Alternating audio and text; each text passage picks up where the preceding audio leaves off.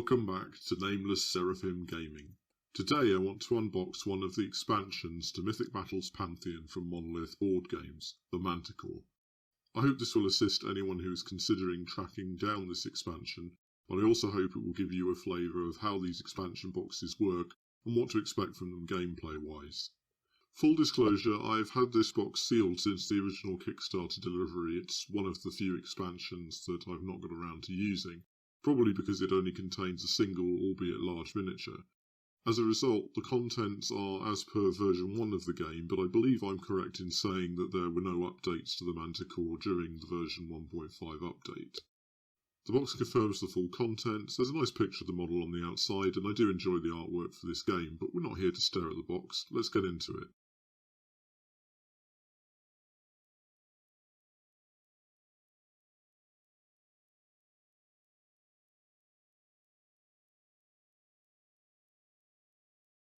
As with most of the model expansions, you have the activation cards on top. The Manticore has a mighty 5 activations and so requires 5 cards. You also have the standard bronze-coloured stat clip to track the Manticore's vitality and other attributes during the course of the game. Underneath the tray you have the stat card. The stat clip fits into this.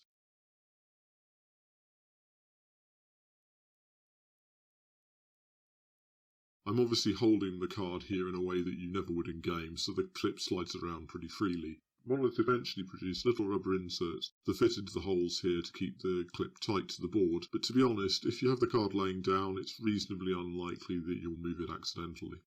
You also get 2 pamphlets containing the Manticore scenario, one in English and one in French. I regret that my French was never very good, so I'll have to rely on the English version for this unboxing.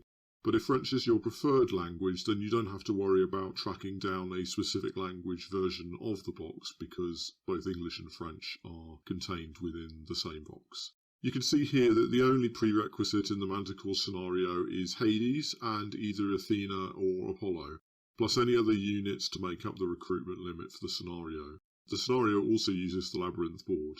This means that while you will need a core box on the Mythic Battles game in order to use the Manticore expansion, you won't necessarily need to have any of the other expansions. I haven't played this scenario yet, but you can see that the Manticore is controlled by a dice roll in similar fashion to the Hydra in the Hydra Hunt scenario, only this time you'll have 2 opposing forces rather than the scenario being cooperative. It's important to point out, however, that you can also plug the Manticore into standard skirmish games and use it as you would any other creature within your force.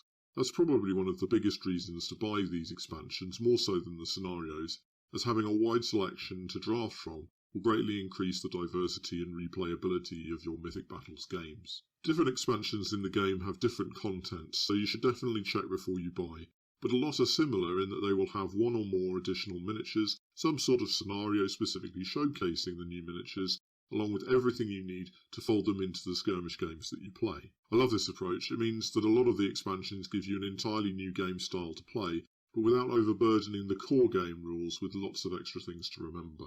Essentially, the core game remains the same, and then the scenarios overlay on top. The Manticore will cost a hefty 5 points to recruit, but looking at the stat card more closely, it's not hard to see why.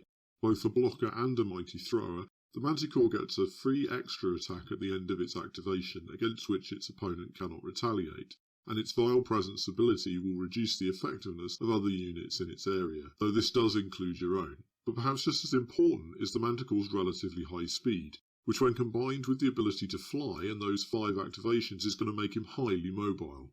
Even without having played the Manticore, I can see lots of opportunity to use him to retrieve or guard Omphalos, and to generally block movement and access to areas of the board that you don't want your opponent to be. It seems like the Manticore would be a serious problem to deal with as an opponent, and not one you can just ignore.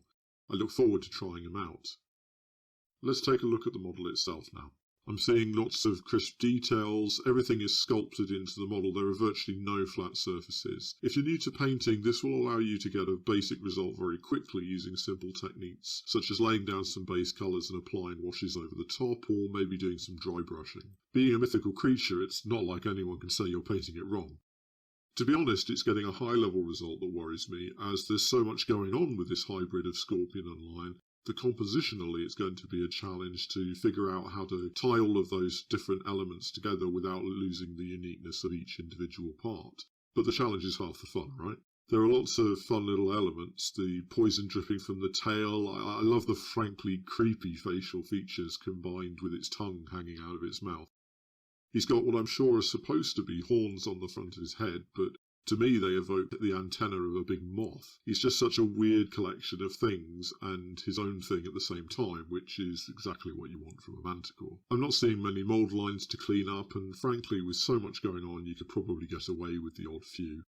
All in all, I like this miniature a lot, and we'll have to come up with a really impressive paint scheme that will show it off. If you want a bit of a size comparison, you can see it here next to the Hydra from the core box. They're pretty similar in terms of base size, meaning that the Manticore will dominate any board space that it is on. Its wing size means that the Manticore is taller overall, but other than that, they're pretty comparable. I hope that's been useful for you, and do check out our other videos about the game if you're interested in seeing some of the miniatures painted up or seeing the game played. Until the next video, work hard, play better, and take care out there.